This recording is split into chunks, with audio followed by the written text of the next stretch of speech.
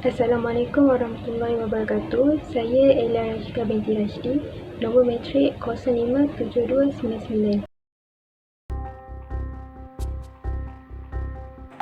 Jenayah cyber merupakan jenayah komputer yang baharu pada abad ini. Jenayah cyber ditakrifkan sebagai jenayah di mana komputer digunakan sebagai alat untuk melakukan kesalahan. Jenayah cyber juga merupakan satu perlakuan yang sangat menyalahi undang-undang. Jenayah ini dapat memberi kesan terhadap perlindungan peribadi, sosial, perniagaan dan juga pertahanan negara.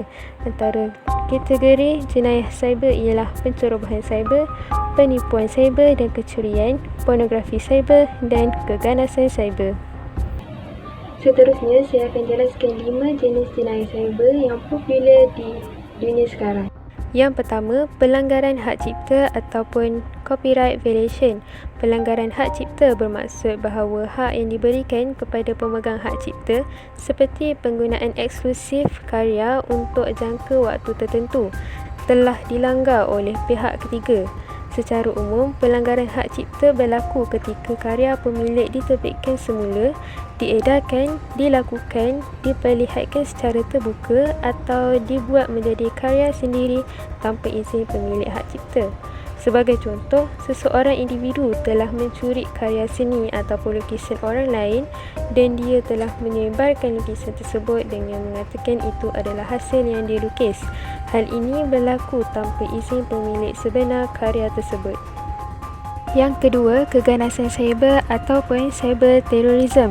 Definisi keganasan cyber yang boleh diterima umum adalah tindakan jenayah yang dilakukan oleh penggunaan komputer dan kemampuan telekomunikasi yang mengakibatkan keganasan, kemusnahan atau gangguan perkhidmatan untuk menimbulkan ketakutan dalam populasi tertentu dengan tujuan mempengaruhi pemerintah, penduduk, sosial atau agenda tertentu.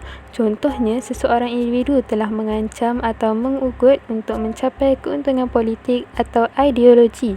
Selain itu juga, individu tersebut membuat gangguan rangkaian komputer seperti virus, cacing komputer, pancingan data atau perisian berbahaya. Yang ketiga, cyber squatting. Istilah cyber squatting merujuk kepada pendaftaran dan penggunaan nama domain internet yang tidak sah atau serupa dengan tanda dagang, tanda perkhidmatan, nama syarikat atau nama peribadi. Pendaftar cyber squatting menggunakan nama domain dengan niat jahat untuk mendapatkan keuntungan dari muhibah pemilik jenama dagang yang sebenarnya. Sebagai contoh, individu tersebut mendaftar atau menggunakan domain laman web yang menggabungkan tanda dagangan atau tanda perkhidmatan. Dia juga menjual barang yang serupa di laman web tersebut, malah menawarkan harga yang melambung tinggi. Seterusnya, kecurian identiti atau identity theft. Kecurian identiti adalah jenayah mendapatkan maklumat peribadi atau kewangan orang lain untuk menggunakan identiti mereka dan melakukan penipuan. Contohnya, individu menggunakan komputer untuk mencuri maklumat dan menggunakan identiti mereka untuk membuat transaksi atau pembelian tanpa izin. Hal ini menyebabkan mangsa ditinggalkan dengan kerosakan pada kredit, kewangan dan reputasi mereka. Yang terakhir, salami slicing. Salami slicing ialah tindakan membuang atau mengurangkan sesuatu dengan melakukannya dengan sangat perlahan dan sedikit demi sedikit sehingga orang tidak menyedari apa yang sedang berlaku. Pemotongan anggaran telah dibuat melalui proses pemotong salami. Sebagai contoh, individu mencuri wang dari organisasi dengan menggunakan komputer untuk mengeluarkan sejumlah kecil dari akaun keuangannya. Dalam jangka masa tertentu, sebilangan syarikat telah menjadi sasaran penipuan pemotong salami. Seterusnya, saya akan terangkan kes-kes yang pernah berlaku di seluruh dunia. Kes pertama ialah berkaitan dengan pelanggaran hak cipta. Kes Rob binti Farrell dan T.I. 2015 kerana ada bahagian lagu popular mereka Blurred oleh T. Farrell dan T.I. terdengar sama dengan lagu Yes Got to Give It Up dari tahun 1977, maka mereka terpaksa membayar 7.3 juta sebagai ganti rugi ke atas harta tanah gay. Keputusan awal turun dalam sejarah sebagai pembayaran terbesar untuk pelanggaran hak cipta dalam muzik, tetapi pengadilan kemudian menurunkannya menjadi 5.3 juta US dollar. Kes kedua ialah berkaitan keganasan cyber.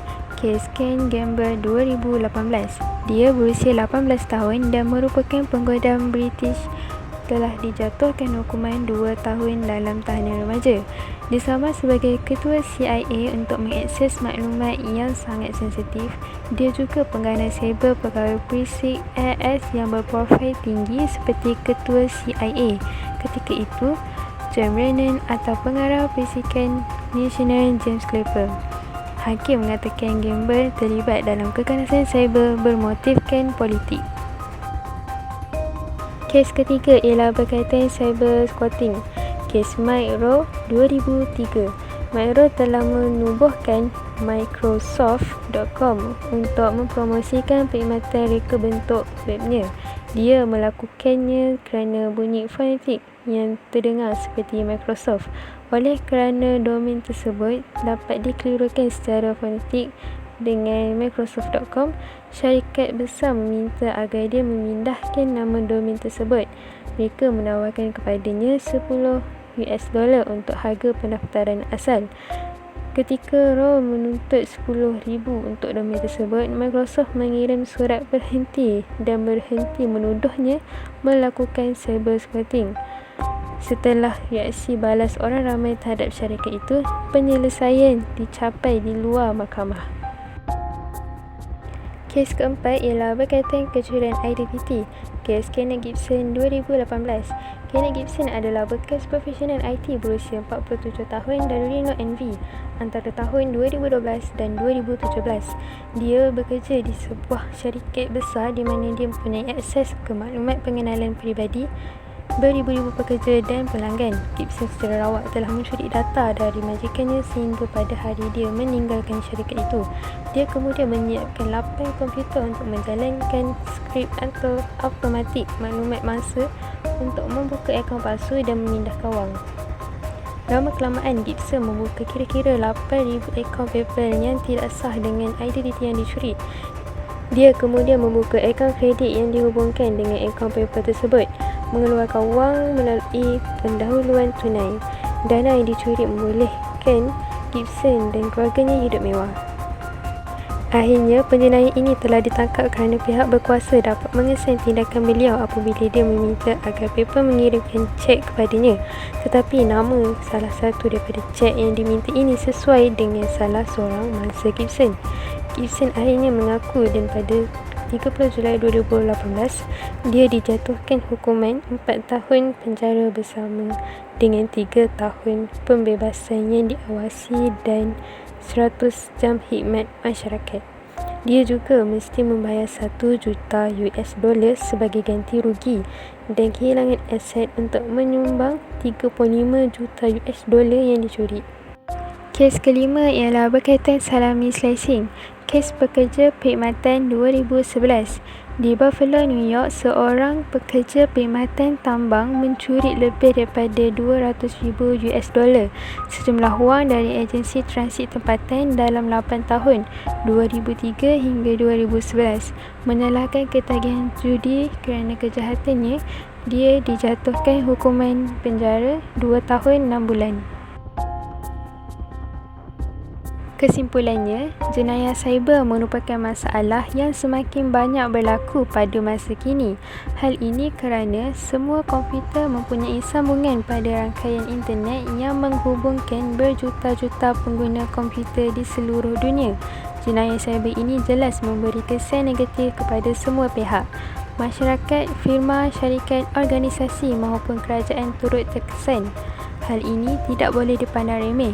Semua pihak perlulah mengambil berat dan berhati-hatilah ketika berkongsi maklumat.